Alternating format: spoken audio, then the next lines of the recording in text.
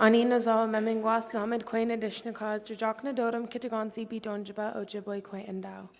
I am a jingle dress dancer. I started dancing at around 4 years old. I am honored to be a jingle dress dancer and to dance with my little sister. Dancing has given me a gift. It has taught me to be proud of who I am, and the responsibility it carries keeps me grounded. The jingle dress is a prayer dress. It is a dance for healing. And we are healing. Today I can wear my ceremony skirt, my regalia, and my beadwork with pride, and remember the ones who were denied the beauty and strength of our culture. But we still have a long way to go. Indigenous people continue to experience systemic racism in Canada. Understanding how this intergenerational trauma is affecting our mental health is important to our healing and connection to our culture. Today, I will share with you my speech on Every Child Matters. I am honored to be here, and I would like to acknowledge Kim Murray for inviting me here today to listen to the survivors' truth. Miigwech.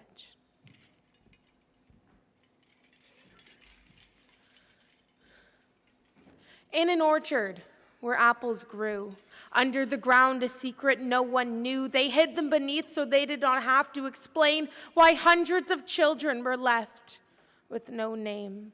Under the earth they waited for a time when the world was ready to change their mind. Grief and sadness ran through our home and native land, a tragic loss, too hard to understand. All over the country, more children they recover, thousands have been found, and we know that they suffered. So when you stop to remember on Reconciliation Day, send up a prayer that hate will go away. Ani Nevaeh and Adishnakas jajakna dodam kitagonzi bidonjaba. My name is Nevaeh Pine. There was a time when I would not have been allowed to speak Ojibwe in our education system. This is why cultural awareness in our schools is so important. Starting in the 18th century, the residential school system was created. These schools were designed to destroy Indigenous families, communities, and way of life. They were created to rid Indigenous children of their native culture and language by forced assimilation, an act of cultural genocide.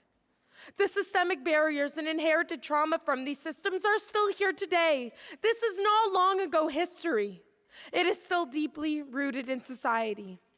Indigenous children died at alarming rates from malnutrition, underfunding, and overcrowding. When they arrived at the institution, they were stripped of all connections from home and family. They took away their identity. There was widespread neglect and unimaginable abuse. There is lasting harm created by these institutions and their legacy. Institutional racism has led to the continuing genocide of Indigenous peoples of Canada, with human rights crises like the missing and murdered Indigenous women and girls of Canada. The full impact of these crimes is only now coming to light. The discovery of the unmarked graves at former residential school sites confirmed the oral histories told by the survivors. For too long, their voices unheard. This genocide happened in our country. The truth is powerful and can no longer be denied.